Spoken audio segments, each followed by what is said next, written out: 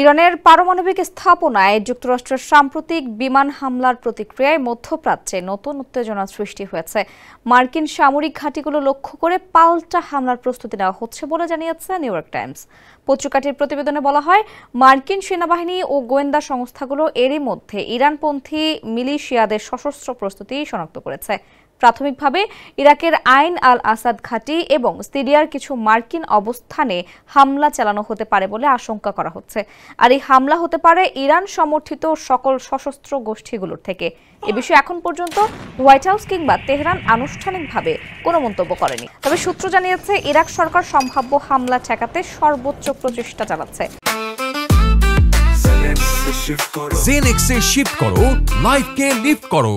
আপাতত এসব মিলিশিয়াদের নিয়ন্ত্রণে রাখা গেছে বলেও দাবি করা হয়। ইরাকের পশ্চিমাঞ্চলীয় আনবার প্রদেশে অবস্থিত আইন আল আসাদ ঘাঁটিটি যুক্তরাষ্ট্রের একটি গুরুত্বপূর্ণ সামরিক ঘাঁটি। এখান থেকেই ইরাকি বাহিনী ও ন্যাটোর বিভিন্ন অভিযানে সহায়তা দেয় মার্কিন সেনারা।